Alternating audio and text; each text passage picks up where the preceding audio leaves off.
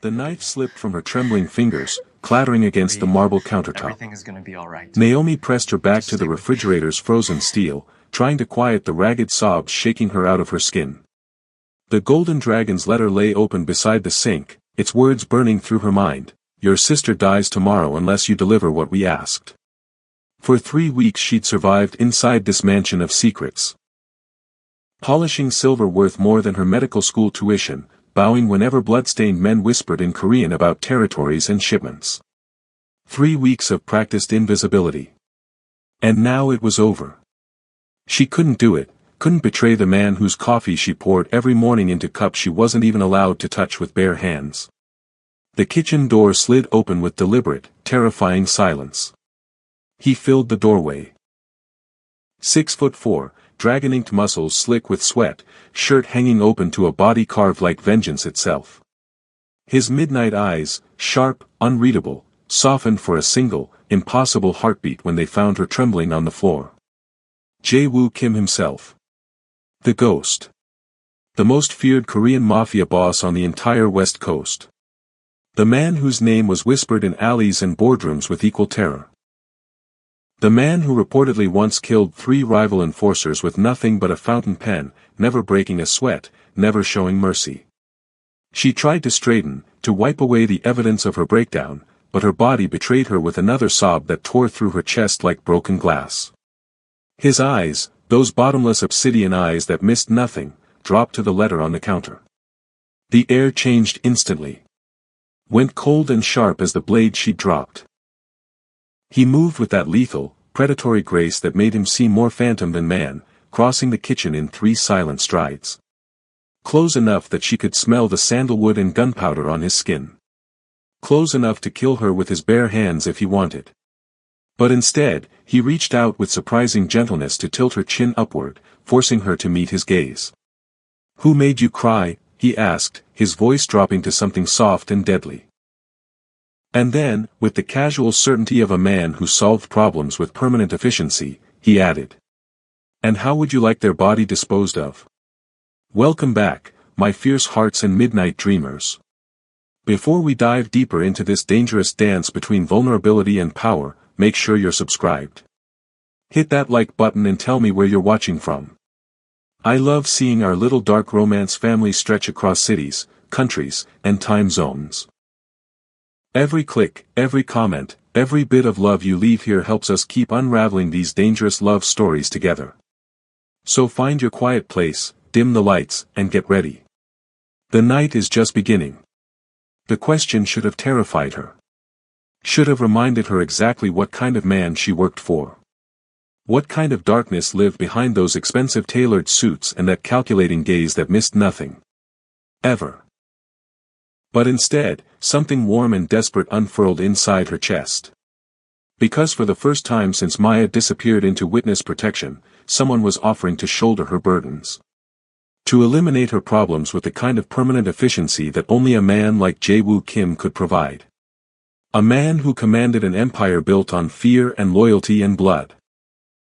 She opened her mouth to lie, to brush it off as nothing, to maintain the professional distance that had kept her employed and alive for these past 3 weeks. But the words died in her throat when she saw the way his jaw clenched, the way his free hand curled into a fist at his side, as if he was physically restraining himself from hunting down whoever had caused her tears. From painting the city red until she smiled again.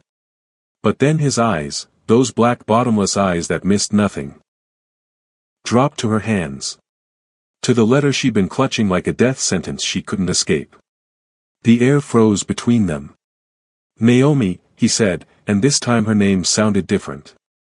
Dangerous. Like a question and an accusation and a promise all wrapped into 2 syllables. She couldn't breathe, couldn't move, couldn't do anything but watch as Jae-woo Kim, the ghost, the man who treated her with more professional respect in 3 weeks than any employer in her entire life, reached down and gently, so impossibly gently, took the letter from the counter. Golden dragons, he said, his voice soft as silk, deadly as poison as he scanned the contents. Did they promise your sister would be safe if you cooperated? Because they lied, Naomi. And then, while she watched in absolute horror, He pulled out his phone and began typing with one hand, his eyes never leaving the paper, his expression hardening with each word he read. No. The plea tore from her throat before she could stop it, her hands reaching desperately to snatch back the letter. But he was faster, always faster, catching her wrists with one hand while he continued typing with the other, his eyes finally lifting to meet hers with an expression that was somehow tender and terrifying all at once. "I've known about your sister for 14 days, Jae-woo said quietly, releasing her wrists so he could cup her face in both hands, forcing her to look at him even though she wanted to disappear. Wanted to run. Wanted anything but this. I've known about Maya since before you walked through my door," he continued, using her sister's name like a weapon that cut straight through every defense Naomi had built. Known she was in witness protection after testifying against the Golden Dragon's human trafficking operation. Known they've been hunting her since the indictments. Naomi's legs gave out. Only his hands kept her upright. "I've been watching you," he continued, using a Korean endearment that meant something precious, something cherished. "Watching you take midnight shifts so you could send her money through 5 different accounts. Watching you refuse to use your real name on any documentation. Watching you jump every time my security team enters a room." She couldn't speak. Could barely breathe. His thumb brushed away a tear. "And do you know what I learned, watching you scrub my floors and wash my dishes and pretend you weren't terrified every second of every day?" She shook her head, the motion small and trapped between his palms. "I learned you'd rather die than betray the people you care about. That even when they threatened Maya, when they sent you pictures of her apartment, her routine, her vulnerabilities, you couldn't bring yourself to do what they asked. You chose to break down alone in my kitchen at 3 a.m. rather than become the traitor they wanted." "Please," she whispered, the word breaking in her throat. "Please don't hurt her. She's innocent. She was just trying to save those girls. If you want to punish someone, punish me. But please, not Maya." Something that might have been a smile, dark and possessive, curved Jae-woo's lips. He leaned down until his forehead rested against hers. Until she could feel his breath against her skin. Until there was nothing in the world but him and the terrible, impossible thing he was about to say. "Naomi Washington," he whispered. "The Golden Dragons tried to turn you against me and failed. Do you know what that means in my world?" She shook her head, tears streaming freely now. "It means you've earned something very few people ever receive from me." His hands tightened on her face. Not painfully, but possessively. Like he was claiming something that had always belonged to him. Protection. Her heart stopped. Shattered. Reformed into something new and terrifying. "Your life. Your sister's life. Everything you are and everything you love now has my shield." She tried to pull back, to process his words, but his grip was unyielding. "We're going to get them, Naomi," he said, his voice dropping to a deadly promise that sent shivers racing down her spine. "And then, you and I are going to burn the entire Golden Dragon organization to the ground. Together." He pulled back just enough to look into her eyes, and what she saw there wasn't anger or betrayal or even triumph. It was something infinitely more dangerous. It was obsession.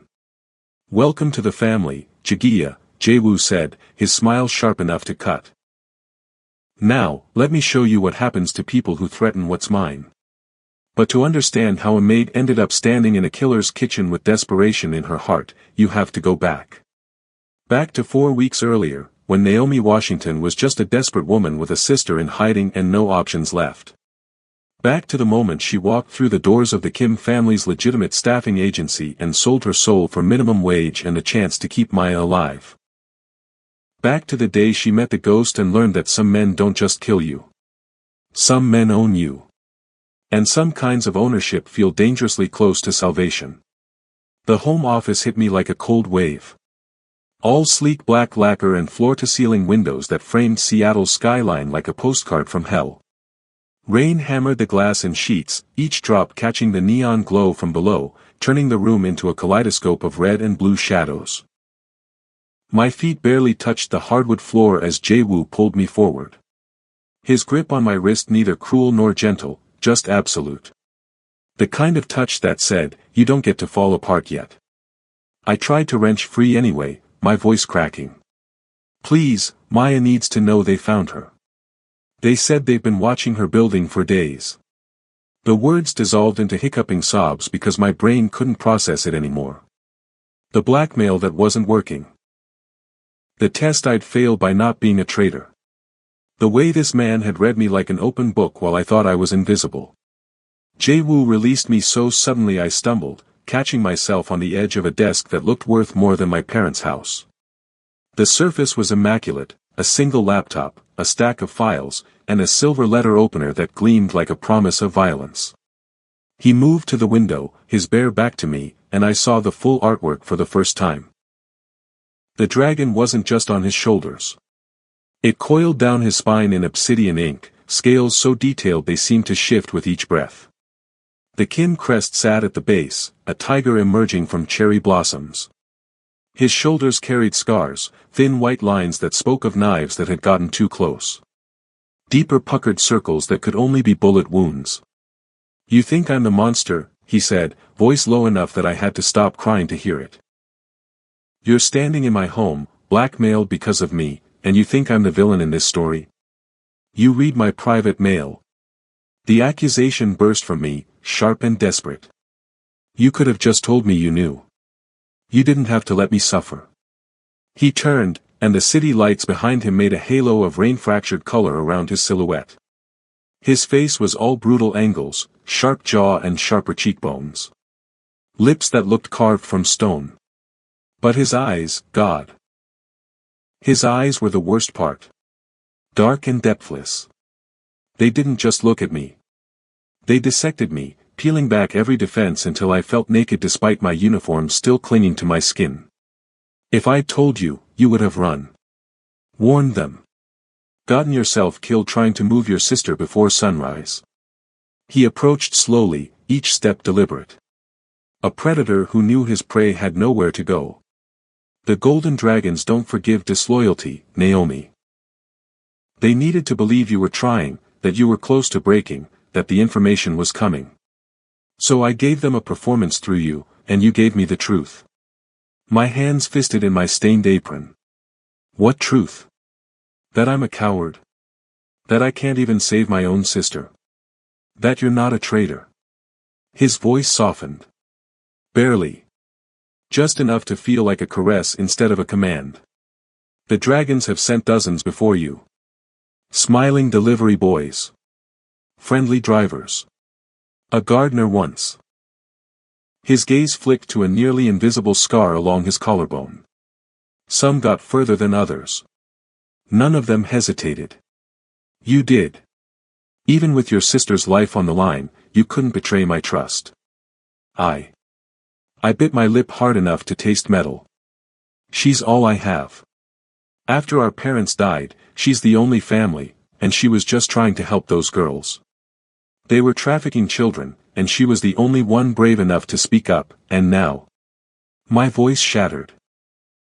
And now she's running for her life, and you're playing games.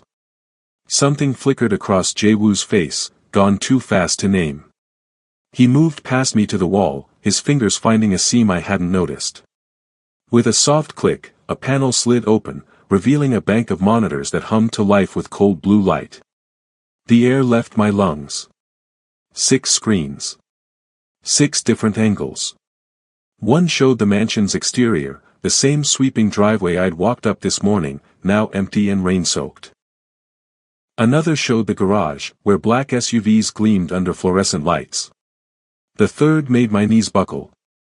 Maya's apartment. The image was grainy but clear enough to see the small living room, the kitchenette, the second-hand furniture we'd picked out together when she'd first gone into hiding. But she wasn't alone. A man sat in the shadows by her window, broad-shouldered and still, with something dark resting across his lap. It took my brain a second to register it as a gun. You. I couldn't form words. You have someone watching her. 3 people. Jae-woo's voice came from behind me, close enough that his breath stirred my hair. Rotation every 6 hours. The Golden Dragon's own part of the building management, but they don't own the security company or the coffee shop across the street. My men have been inside since the day they made first contact with you. I spun, and suddenly he was right there, inches away, his chest a wall of ink and muscle and heat. Why? You don't know us. Maya's nothing to you. I'm just the woman who washes your dishes. He tilted his head, studying me like I was a puzzle missing pieces. You think that's all I see? His hand rose and I flinched before I could stop myself. He froze, jaw tightening, then deliberately, slowly reached past me to tap a command on the screen. A new window opened. A file directory with my name at the top. Naomi Elise Washington, 24. Sister of Maya Jane Washington, currently in unofficial witness protection after testifying in the Golden Dragons trafficking case. Parents deceased, car accident when you were 17, Maya was 15.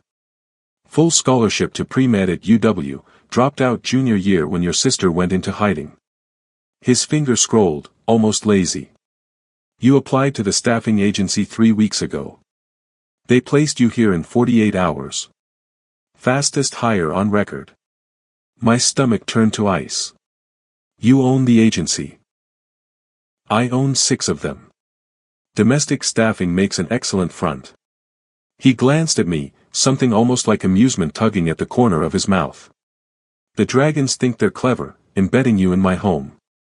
They don't realize I let them.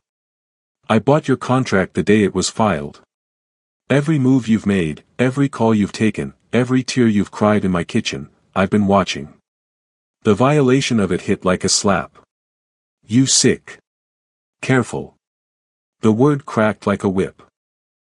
And suddenly his hand was around my throat, not squeezing, just there. A reminder of how easily he could. His thumb pressed against my racing pulse, feeling the proof of my terror. You came into my home to spy for my enemies. I had every right to put a bullet in you the moment you crossed the threshold. Instead, I protected you. I kept your sister alive when the dragons would have killed her the second they realized you were stalling. So before you call me sick, ask yourself who the real predators are here. Tears burned hot and shameful. Then why?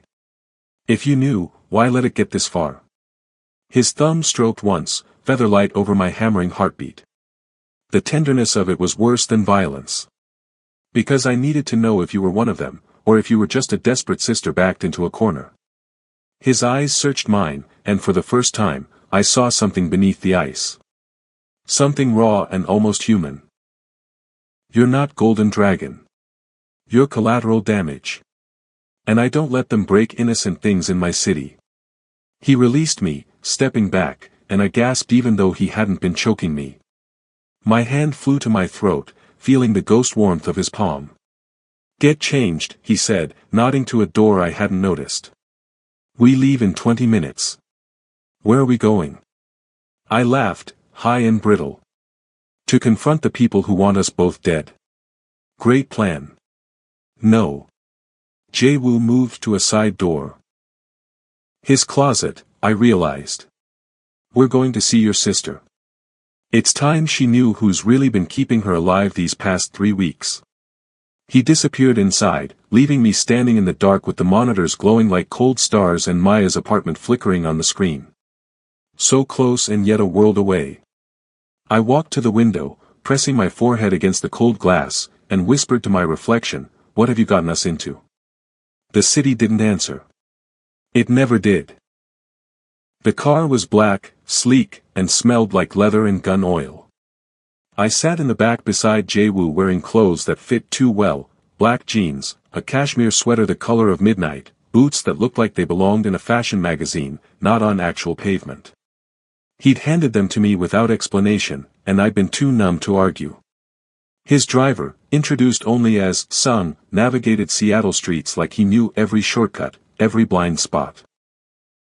Rain hammered the roof, turning the world outside into a watercolor blur. Jae-woo hadn't spoken since we left the mansion. He sat with one arm stretched across the back of the seat, not touching me, but close enough that I felt the heat of him. The coiled tension that suggested he could explode into violence at any second. Why are you really doing this? I asked finally, because the silence was suffocating. This isn't just about keeping your enemies close. He didn't look at me. Just watched the city slide past. The golden dragons took something from me once. Someone. His jaw tightened. I was 22. Just starting to take over the family business after my father's stroke. There was a girl, Sumin, daughter of my father's accountant. We grew up together. She was. He paused, searching for words that seemed to evade him. She was innocent. The kind of person who believed everyone had good inside them. Even me. My heart clenched. What happened to her? The dragons happened. Flat. Factual. Devastating. They wanted my father's shipping routes. When negotiations broke down, they took her. Sent pieces back for 3 days. By the time I found her, there wasn't enough left to bury properly. The hollowness in his voice made my skin crawl. This wasn't grief. It was something beyond grief. Something that had calcified into something so cold it burned. I'm sorry, I whispered, meaning it. He finally looked at me, and his eyes were full of ghosts. Don't be. It taught me that mercy is a luxury I can't afford. That the only way to protect what matters is to be more ruthless than your enemies. His H. And moved, fingers brushing my shoulder so lightly I might have imagined it. But you remind me of her. Not in looks, not in background. But in the way you leave extra food in a staff refrigerator for the night security. The way you hum when you think no one's listening. The way you still believe in things like justice and family and sacrifice. I'm not her, I wanted to say. I can't fix what they broke in you. I know you're not, he said, as if reading my mind. But you deserved better than being caught in our war. So did your sister. I couldn't save Sumin, but I can save you both. The car stopped. I blinked, realizing we'd pulled up to an apartment building I didn't recognize. Modern and nondescript, the kind of place that housed young professionals and small families. Maya's not at her apartment, I said, confused. No. She's here. Has been for 3 days. Already out of the car, he opened my door, offering his hand. Since the golden dragon started closing in. I took his hand because I had no choice and let him lead me inside, past a security desk where the guard nodded at him like he owned the place. He probably did. Into an elevator that climbed to the 12th floor. My pulse hammered in my ears, drowning out the soft jazz playing overhead. The elevator opened onto a hallway that could have been in any building in the city. Neutral carpet. Inoffensive art. Doors with peepholes and brass numbers. Jae-woo pulled me down the corridor, past apartments with muted televisions and dinner smells seeping under doorways, until we reached 1207. A woman in a suit stood outside, compact and lethal-looking. She stepped aside without a word. Inside, the apartment was warm and bright. Nothing like the sterile safe house I'd been expecting. There were plants on the windowsills. Books stacked on coffee tables. It smelled like someone had been baking. And in the kitchen doorway, wooden spoon in hand, stood my sister. Maya, I breathed. My sister looked good. Better than she had in months. Her braids were freshly done, piled high on her head. She was wearing actual makeup. Her Fulani earrings, the ones our grandmother had given her, caught the light as she turned. Know me? Her voice broke on my nickname, and then she was rushing forward, and I was running too, and we collided in the middle of the living room, holding each other so tight I could feel her heart hammering against mine. I don't understand, I said, pulling back to look at her, to touch her face, to make sure she was real. How are you here? How did he? Maya's eyes flicked past me to where Jae-woo stood silently by the door. Mr. Kim moved me 3 days ago.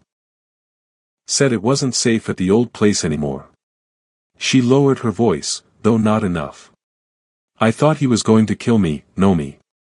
He showed up with 3 people in suits, told me to pack only what I could carry in 5 minutes. I nearly jumped out the bathroom window, but then. She glanced at Jae-woo again, something like awe in her expression. He showed me pictures. Of the men watching my building. Of you working in his house. He knew everything, know me. Everything. The trafficking case. The threats. Even about the blackmail. I couldn't breathe. Why didn't you tell me you were safe? He wouldn't let me. Said they were monitoring your phone. That we needed them to think I was still vulnerable. Maya squeezed my hands. I've been going crazy not being able to contact you, but he promised you were safe. That he was watching over you. My legs felt weak. I turned to look at Jae-woo, who still stood by the door, watching our reunion with an expression I couldn't read. Why? I asked, the question that had been burning through me since the kitchen. Why go to all this trouble for strangers? He was quiet for a moment, then moved into the room, his presence immediately dominating the cozy space. Because the golden dragons think they can use you to get to me. And I don't let anyone use what's mine. He looked at Maya. Your sister has been loyal under extreme pressure. She deserves to know the truth. Maya nodded, like they'd had this conversation before. Show her. Jae-woo pulled out his phone, tapped something, and handed it to me. On the screen was a photograph. A group of men in suits, standing outside what looked like a warehouse. I recognized the Golden Dragon leader, Chen Wei, from news reports about the trafficking case. Beside him stood a man I'd seen in Jae-woo's house. One of his lieutenants. That's Min-ho, Jae-woo said. My uncle. My father's younger brother. I looked up, confused. He works for you. No. Jae-woo's voice went flat. He works for them. Has been for years. Selling our shipping routes. Our security protocols. Our personnel files. The implications hit me like a truck. He gave them my employment application. My connection to Maya. Yes. And when they realized who your sister was, they saw an opportunity. Use you to get intelligence on my operation, or ideally, get you close enough to kill me. His smile was cold. They've been trying for years. Ever since I took over and started dismantling their trafficking network. Maya moved beside me, her hand finding mine. The girls I helped rescue, the ones I testified about. They were being moved through a shipping company Mr. Kim's father used to own. When Jae-woo took over after his father's stroke, he discovered what was happening and shut it down. Cut ties with the dragons completely. They've been at war ever since, I murmured, pieces clicking into place. And your uncle never forgave you for costing him money. Family is complicated, Jae-woo said, and for the first time, I heard something like weariness in his voice. Min-ho practically raised me after my mother died. Taught me to fight. To survive in this world. And all the while, he was selling our people to the dragons. Letting them take girls like the ones your sister saved. The betrayal in his voice cut deep. This wasn't just business. This was personal in a way I was only beginning to understand. So what happens now? I asked. They think I'm still trying to spy on you. They think Maya's still at the old apartment. Now, he said, we give them exactly what they want. Which is? His smile was terrible and beautiful. Me. Walking into a trap I know is waiting. The safe house apartment had 3 bedrooms. Maya took one, Jae-woo another, and I was given the third. A space with neutral walls and a bed so comfortable I should have fallen asleep instantly. Instead, I stared at the ceiling, listening to rain against the windows and trying to process how my life had imploded so completely in the span of 24 hours. My sister was alive. Safe. The man I'd been secretly watching for weeks had been watching me right back. And tomorrow, we were apparently going to walk into a trap set by one of the most dangerous criminal organizations in the Pacific Northwest. A soft knock broke my spiraling thoughts. I sat up. Come in. The door opened, and Jae-woo stood there, now dressed in black sweatpants and a t-shirt that did nothing to hide the muscle beneath. He looked different somehow. Less like a crime lord and more like a man who couldn't sleep. "You should rest," he said. "Tomorrow will be difficult." "That's why I can't." I pulled my knees to my chest. "I keep thinking about all the ways this could go wrong." He hesitated, then stepped inside, closing the door behind him. The room immediately felt smaller, charged with something I couldn't name. "You're afraid." "Not a question." "Of course I'm afraid. These people tried to use me to kill you. They threatened my sister. They traffic children." I looked at him directly. "And you want us to just, what? Walk in and say hello?" He moved to the window, looking out at the rain-soaked city below. "The plan isn't for you to confront them. That's my job. You and Maya will be safe, far away. Then why even tell us? Why not just handle it yourself?" He turned, and in the dim light from the window, his eyes were bottomless. "Because I needed you to understand what's happening. Why it's happening." He paused. "And because after tomorrow, you'll have a choice to make." "What choice?" "Whether you want to disappear with Maya, new identities, new city, new life, or whether you want to stay." The word hung between us. Heavy with meaning I wasn't sure I was ready to face. "Stay," I repeated. "As your maid." Something flickered across his face. "If that's what you want." "And if it isn't?" He moved closer, until he stood at the foot of my bed. "Then we negotiate new terms." My heart hammered against my ribs. Why would I stay at all? Once the dragons are dealt with, once Maya's safe. Because you feel it too. His voice dropped lower. This thing between us. This pull. I see the way you watch me when you think I'm not looking. The way your breath changes when I enter a room. Heat flooded my face. I don't. Don't lie to me, Naomi. Soft but firm. Not now. Not after everything. He sat on the edge of the bed, and I felt the mattress dip under his weight. Felt the heat radiating from him. I've been alone since Su-min died. Alone by choice. Because the things I've done, the person I've become, I'm not fit for gentleness anymore. But with you. His hand found mine in the darkness, fingers interlacing. With you, I remember what it was like to want more than power. More than revenge. My throat went dry. I'm not her replacement. No. His grip tightened. You're something entirely new. Something I never expected to find crying in my kitchen at 3 a.m. He leaned closer, and I could smell him now, sandalwood and rain and something darker, richer.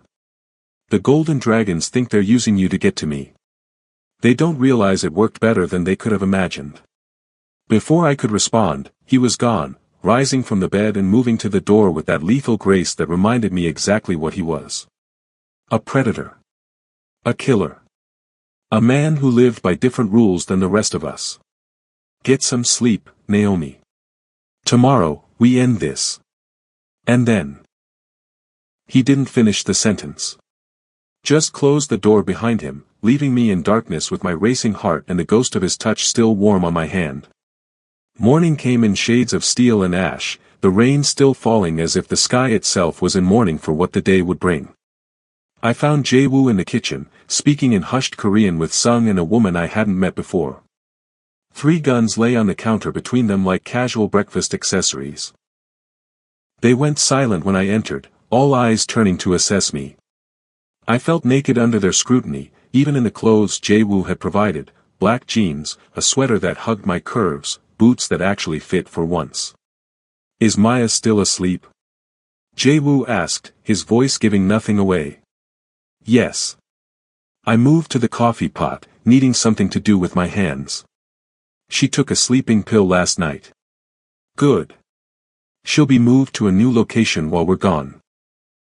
He dismissed the others with a nod, and they gathered the weapons before disappearing down the hall. You should eat something. I'm not hungry. The smell of coffee, rich and bitter, reminded me of mornings in his kitchen. Of the careful routine I'd established, making his coffee exactly how he liked it. Black, with 1 sugar. Never stirred clockwise. One of his many superstitions. You'll need your strength. It wasn't a suggestion. I poured coffee for us both, adding sugar to his out of habit, stirring counterclockwise. His eyebrow raised slightly at the gesture. What exactly is the plan here? I asked, pushing his mug across the counter. You still haven't told me. He took the coffee, his fingers brushing mine in a touch that felt deliberate. The Golden Dragons believe they have leverage over you. That you're going to help them access my private safe. Inside that safe are documents they desperately want.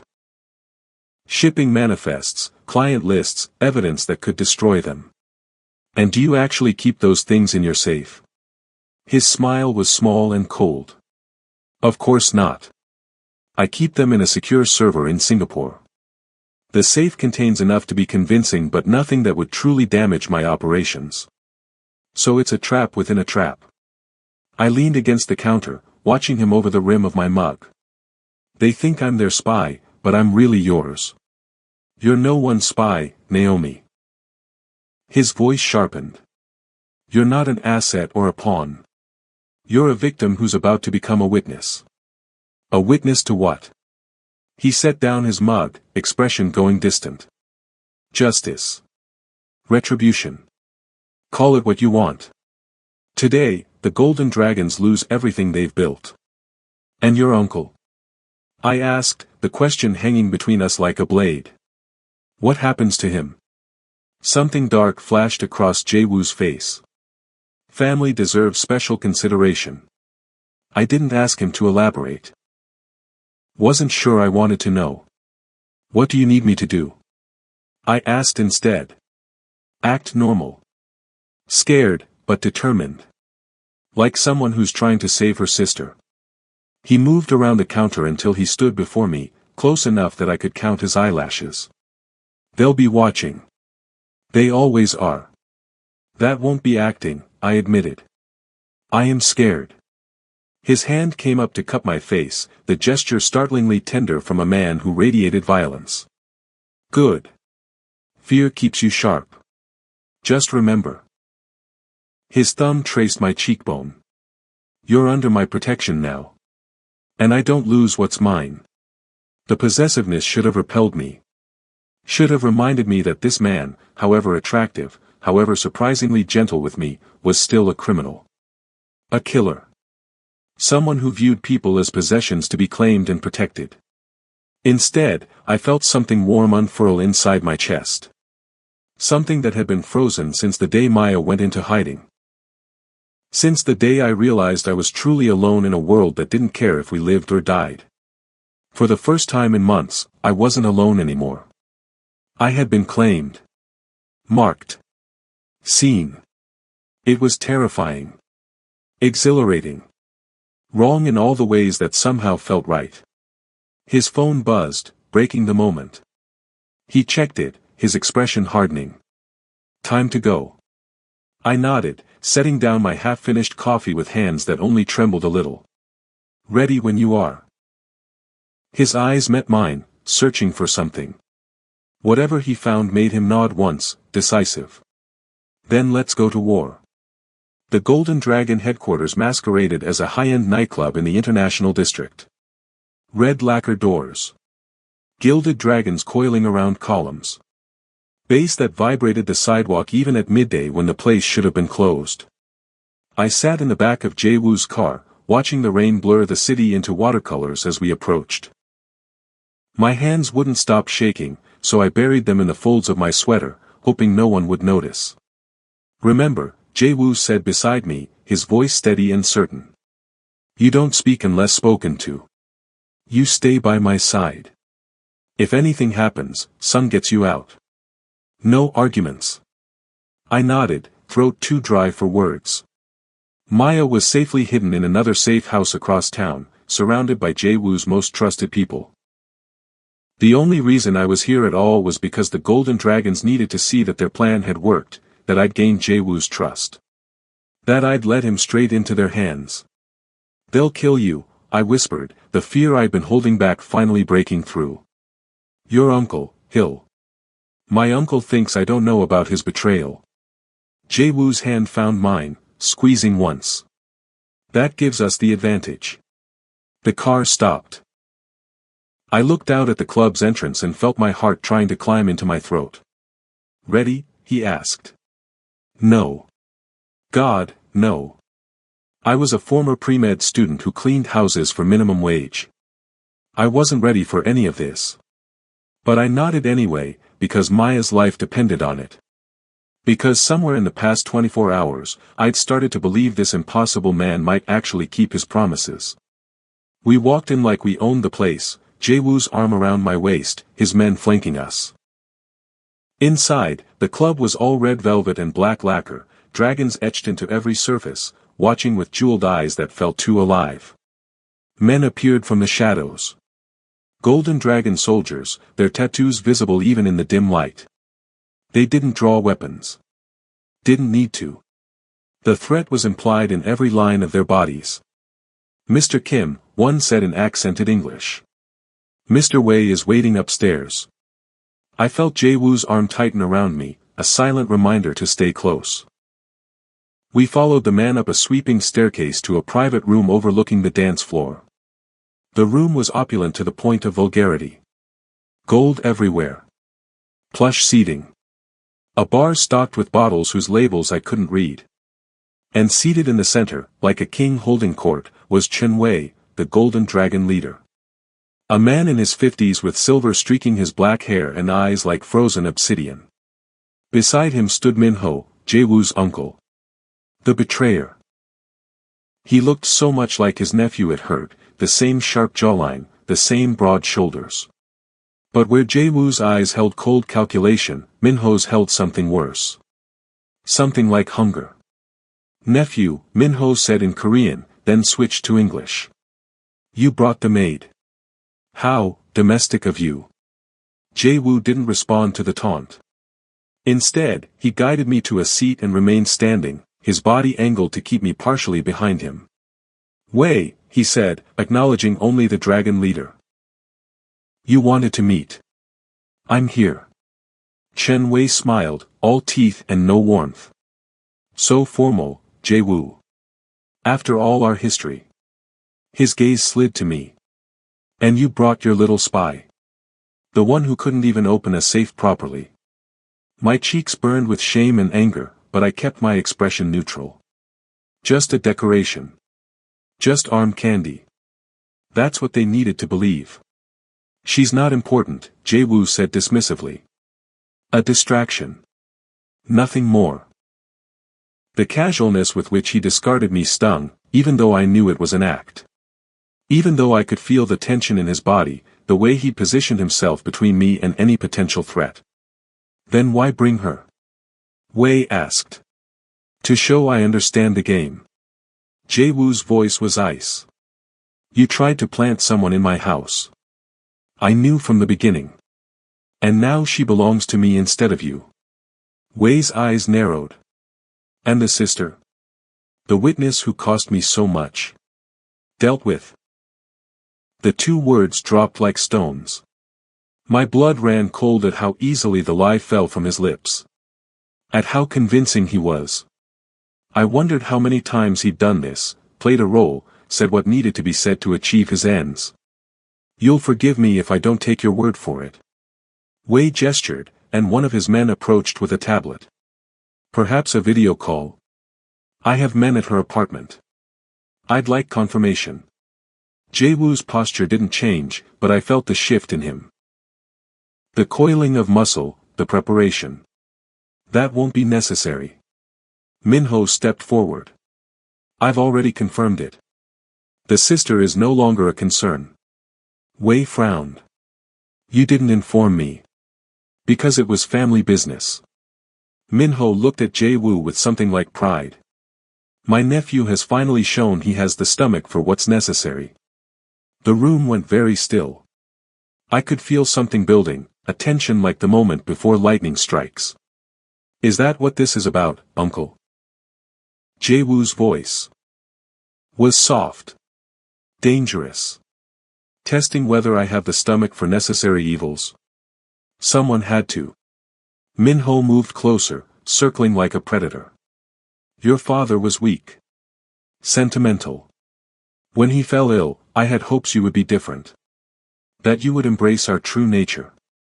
Instead, you dismantled everything we built. Cut off profitable relationships. All because of one dead girl. Jae-woo didn't move. Didn't flinch. But I felt the fury radiating from him in waves. You knew, he said quietly.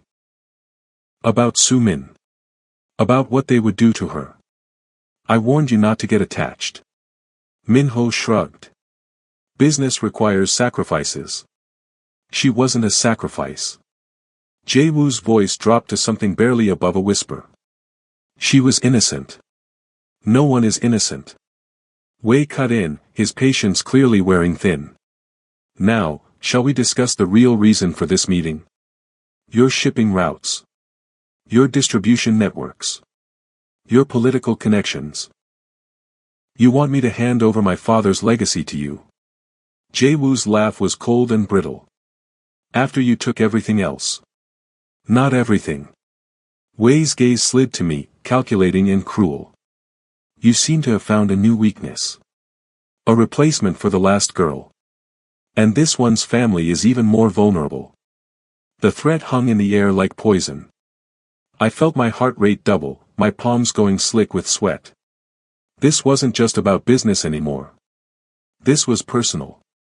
Vicious. A revenge years in the making. You know what I think, Wei. Jae-woo took a step forward, his voice dropping to a register that made the hair on my arm stand up. I think you're afraid of me. I think you have been since the day I took over.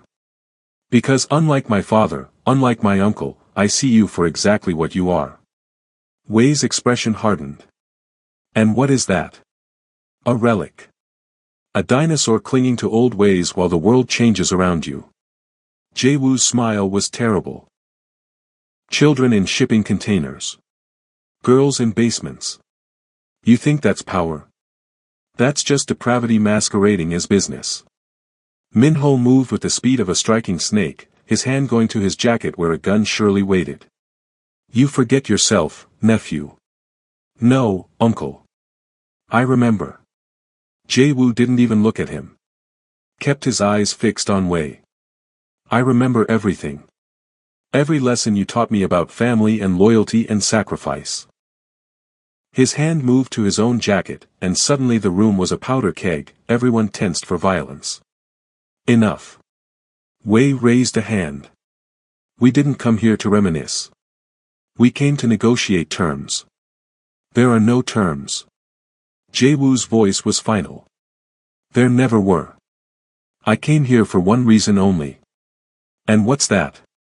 Wei's patience was clearly at an end. To look you in the eyes when I tell you exactly what's happening right now.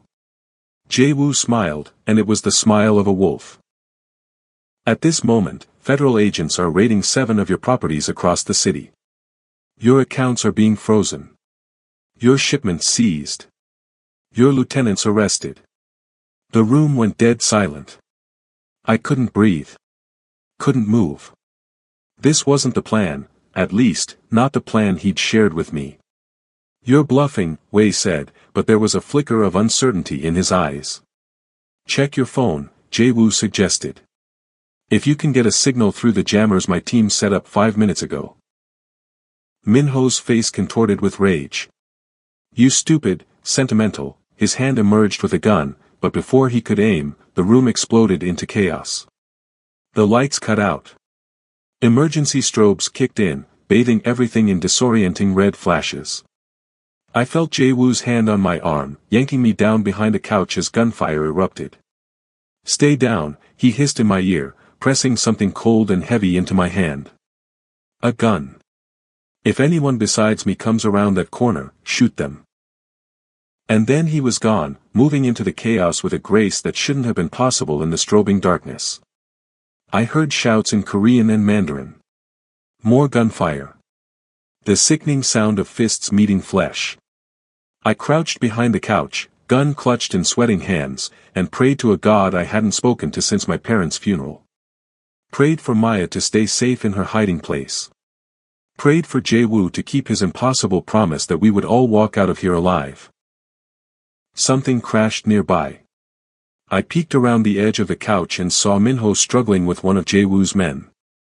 The older man had a knife now, and as I watched in horror, he drove it into the guard's side. The man crumpled. Minho turned, scanning the room, and his eyes locked with mine. His smile was a death sentence. He started toward me, blade gleaming red in the emergency lights. I raised the gun with shaking hands. Tried to remember everything I'd ever seen in movies about how to shoot. The weight was unfamiliar. Terrifying. The maid with a gun, Minho laughed, still advancing. How ambitious you've become. My finger found the trigger. I tried to steady my aim. He'll never choose you, you know. Minho's voice was conversational, as if we were discussing the weather instead of my imminent death. My nephew has a type. Innocent girls he can corrupt and discard. You're just the latest distraction. I didn't respond. Couldn't. My throat had closed with fear. You should have done as you were told. Betrayed him. At least then you might have saved your sister.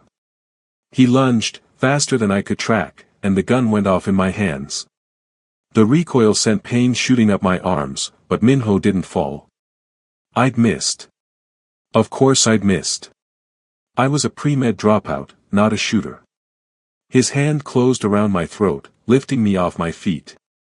The gun clattered to the floor. His face was inches from mine, his eyes so like Jae-woo's but emptied of everything human. I'll find your sister next, he promised, the blade rising toward my face.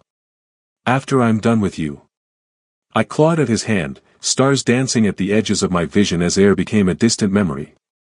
This was it. This was how I died, in a nightclub, in a sweater that wasn't mine, at the hands of a man whose name I barely knew. And then the pressure vanished. I fell, gasping, as Minho's body jerked backward. Jae-woo stood behind him, one arm wrapped around his uncle's throat, the other driving a blade into his side, the same place Minho had stabbed the guard. You don't touch what's mine, Jae-woo hissed, twisting the knife. Not ever again. Minho's laugh was wet with blood. Still, sentimental. Still, weak. No. Jae-woo's voice was ice. Just selective about my monsters. The knife withdrew.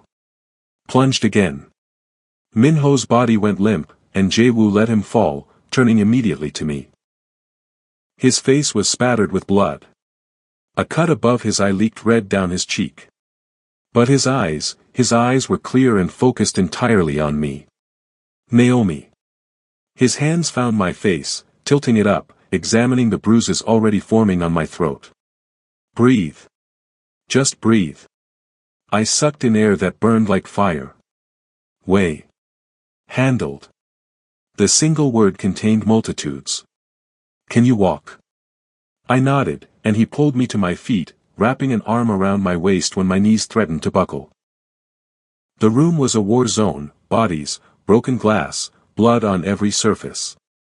But Jae-woo's men were the only ones left standing. We made it to the door, to the stairs, to the club's main floor. Emergency exits cast rectangles of daylight into the dim space. We were almost there. Almost safe. And then Chen Wei emerged from behind the bar, gun raised, face twisted with hate. Kim, he shouted. Jae-woo spun, shoving me behind him, but he was too slow. The gunshot was deafening in the enclosed space. I felt him jerk against me, his body absorbing the impact meant for mine. No. No, no, no. Wei raised the gun again, taking aim for a killing shot, but this time, I was faster. I grabbed the knife from Jae-woo's belt and threw it with every ounce of strength I had left. It wasn't a skilled throw. Wasn't even aimed properly. But sometimes desperation beats training. The blade caught Wei in the shoulder. Not a killing blow, but enough to throw off his aim. His second shot went wide, shattering a mirror behind us. Jae-woo's men descended on Wei like wolves, and I turned my attention to the man bleeding in my arms. Jae-woo. My voice broke on his name. Stay with me. Please stay with me. His eyes found mine, clouded with pain but still aware. His hand came up to touch my face, leaving a smear of blood on my cheek. Told you, he said, his voice ragged. I'd keep you safe. And then his eyes rolled back, and he went limp in my arms, and all I could think was that I'd led him here. That this was my fault. That the dragons had used me after all, just not in the way anyone had expected. The hospital waiting room was purgatory, antiseptic and fluorescent and eternal. I sat with Maya, still in my blood-stained clothes, staring at doors that remained firmly closed while doctors worked to extract the bullet from Jae-woo's chest. He'll make it, Maya said, for the 100th time. He's too stubborn to die like this. I wanted to believe her. Needed to believe her. But all I could see was the blood. All I could feel was his body, suddenly heavy in my arms. All I could hear was the wet rattle of his breathing as his men carried him to the car. My fault. My fault. My fault. Stop it, Maya squeezed my hand. I can hear you blaming yourself from here. This isn't on you, Nomi. None of it is. I brought him there, I whispered. I was the bait. The trap. And he knew that going in. He chose it. Her voice was firm. That man knew exactly what he was doing every step of the way. The doors finally opened. A surgeon emerged, still in scrubs, looking exhausted but not defeated. Not grim. I held my breath. He's stable, she said without preamble. The bullet missed his heart by centimeters. Collapsed his lung, but we've repaired the damage. He'll need time to recover, but barring complications, he should make a full recovery. The relief hit me like a physical force. I swayed on my feet, and Maya caught me, holding me up as my knees threatened to give out. Can I see him? I asked. The surgeon hesitated. He's still unconscious. Will be for several hours. Family only at this stage. She is family, came a voice from behind us. Sung approached with quiet authority. Mr. Kim's instructions were explicit. She has full access. The surgeon looked between us, clearly skeptical, but eventually nodded. Room 427. 10 minutes only. Jae-woo looked smaller somehow, lying in the hospital bed. Pale against white sheets, tubes and wires connecting him to machines that beeped with reassuring steadiness. His chest rose and fell with mechanical assistance, a reminder of how close I'd come to losing him. I approached slowly, almost afraid to touch him. Afraid he might shatter or disappear or tell me to leave. But when I reached the bedside, my hand moved of its own accord to brush a strand of hair from his forehead. I'm sorry, I whispered, though I knew he couldn't hear me. I'm so sorry. His eyes remained closed, his breathing even and drug-induced. But his hand, the one without the four, twitched slightly when I spoke. I took it in mine, careful of the pulse monitor clipped to his finger. The dragons are finished, I told him, because somehow it seemed important that he know, even in unconsciousness. Your men told me on the way here. The raids were successful. Wei is in custody. Your uncle. I swallowed hard, the image of Minho's death still fresh and terrible in my mind. Your uncle can't hurt anyone anymore. And Maya is safe. We're both safe, because of you. I lifted his hand to my lips, pressing a kiss against his knuckles. So you need to wake up, I continued, my voice stronger now. You need to wake up and tell me what happens next. Tell me if you meant what you said about new terms. About staying. The machine beeped steadily. No response. No miraculous awakening like in the movies. Just a man fighting to heal from a wound he'd taken protecting me. 10 minutes, a nurse said from the doorway, gentle but firm. I nodded, reluctantly letting go of Jae-woo's hand. I'll be back, I promised him. Every day. For as long as it takes. 6 months later, I stood in the kitchen of Jae-woo's mansion, our mansion now, making coffee in the same place where he'd found me crying all those nights ago. The marble counters still gleamed. The knife block still held blades sharp enough to slice through bone. But everything else had changed. Maya lived in the guest house at the edge of the property, working with a foundation Jae-woo had established to help trafficking victims rebuild their lives. I'd gone back to school, finishing my pre-med degree with his full support. And Jae-woo. Jae-woo had changed too. Not overnight. Not completely. He was still the ghost, still commanded an empire built on fear and blood. But his businesses were cleaner now. Legitimate. The shipping routes that once carried desperate people now moved medical supplies to underserved communities.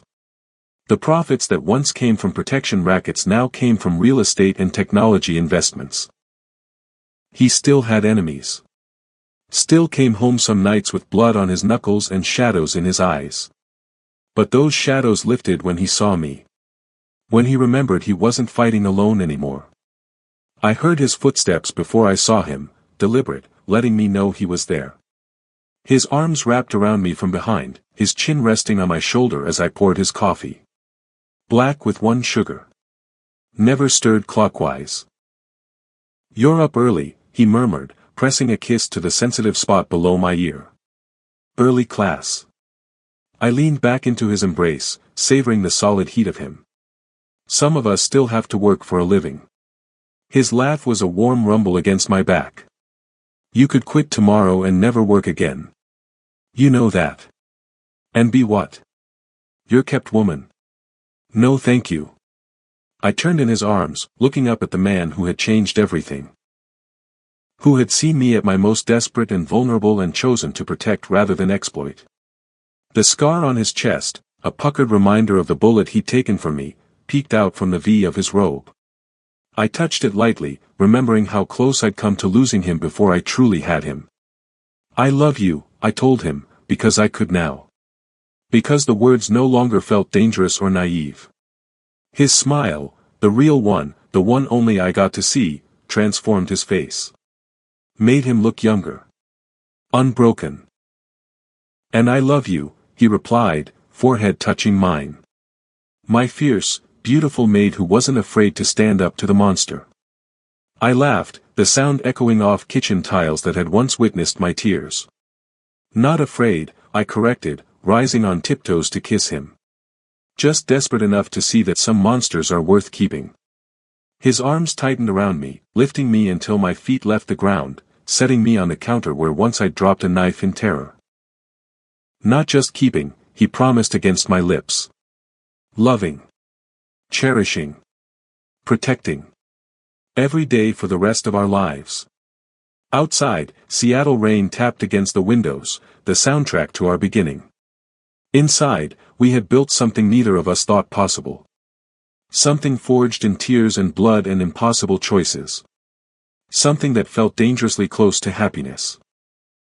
And if sometimes I woke in the night to find him watching me with wonder in his eyes, as if he couldn't believe I was real, if sometimes he still checked the security monitors obsessively to make sure Maya was safe, if sometimes I still jumped when his phone rang at odd hours, well, that was the price of loving a man like Jae-woo Kim.